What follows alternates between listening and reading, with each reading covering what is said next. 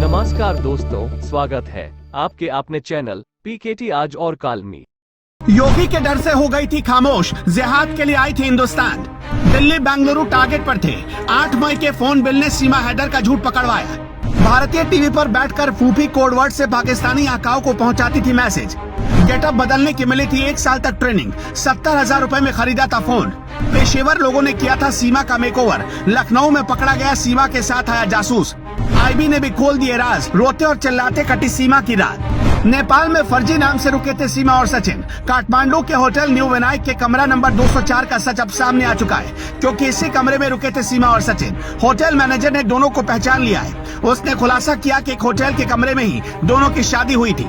ये दोनों किसी मंदिर में नहीं गए थे, बल्कि होटल के बंद कमरे में दोनों ने शादी कर ली। होटल के रजिस्टर में इन्होंने अपना नाम कुछ अलग लिखवाया था। दोनों के हिंदू नाम थे। सीमा का असली प्लान भी अब एटीएस के समझ में आ चुका है। यकीन मानिए, अगर यूपी में योगी आदित्यनाथ की सरकार नहीं होती तो सीमा हैदर बहुत बड़ा कांड कर चुकी होती।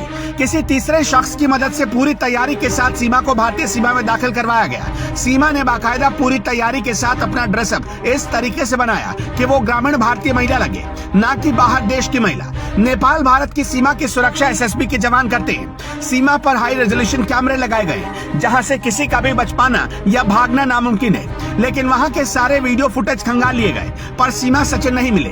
ऐसी आशंका है कि गरेडिया का वेश धरकर सीमा और सचिन दोनों बॉर्डर को पार कर गए। बच्चों को भी इसी हिसाब से गेटअप दिया गया, जिससे किसी को शक नहीं हो, और सीमा सचिन भारत में दाखिल हो गए। सीमा हैदर के मामले में सबसे हैरान कर देने वाला खुलासा तो लखनऊ से हुआ, जहां सीमा का एक बड़ा राजदार पकड़ा गया। सीमा हैदर को गेटअप बदलने के लिए प्रोफेशनल ट्रेनिंग मिली।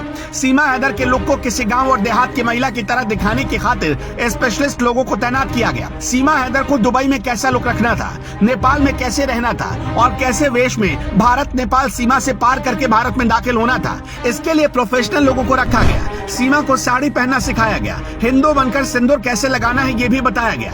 मीडिया सोर्स दावा कर रहे हैं कि सीमा को हर मौके पर कैसे गेटअप बदलना है, इसके लिए बाकायदा 1 साल तक ट्रेनिंग मिली। सीमा को दुबई कब पहुंचना है, दुबई से नेपाल कब जाना है, ये भी पहले से तय था। भारत आने से पहले सीमा ने 70,000 पाकिस्तानी रुपए में एक मोबाइल खरीदी थी। जरा सोच कर देखिए, गरीब महिला के पास ये फोन कहां से आए। यूपी एटीएस के अधिकारी ने सीमा हैदर से ये भी पूछा कि क्या तुम कोई कोडवर्ड का इस्तेमाल करती थी। पूछताछ में एटीएस ने सीमा हैदर से जब पूछा कि क्या उसने कभी फूफी या फल जैसे कोडवर्ड का इस्तेमाल किया था।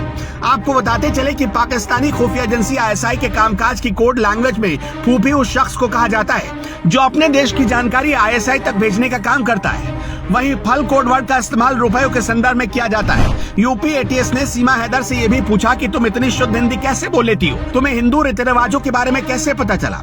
सीमा हैदर के पास से 8 मई का मोबाइल फोन का बिल मिला, और 8 मई को ही सीमा का पासपोर्ट जारी हुआ था, और इसके ठीक 2 दिन बाद यानी 10 मई को उसने पाकिस्तान छोड़ दिया। भारतीय खुफिया एजेंसियां और जांच एजेंसियों की जांच के दायरे में अब ऐसे एजेंट भी हैं जो इस तरीके की खास तैयारी करवाते हैं, भारत में अवैध तरीके से लोगों को घुसवाने में मदद करते हैं। खुफिया सूत्रों के मुताबिक भारत नेपाल सीमा पर 13 मई को सीमा हैदर और सचिन के भारत में एंट्री के दावों की सच्चाई की पड़ताल की जा रही है, और वही सबसे बड़ा राज खोलेगा। उधर यूपी एटीएस ने सीमा को ऐसे ही हिरासत में नहीं लिया, बल्कि उसके पास पुख्ता सबूत है। बल्कि सीमा को हिरासत में लेने से पहले लखनऊ से आईएसआई के लिए जासूसी करने के आरोप में 2 लोगों को गिरफ्तार किया गया। टीम ने पहले उत्तर प्रदेश के गोंडा के रईस को, फिर मुंबई के अरमान को पकड़ा।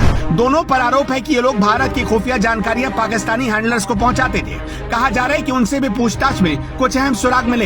एक जानकारी और सामने आ रही है कि सीमा हैदर 10 मार्च को नहीं, बल्कि मई के महीने में नेपाल पहुंची थी।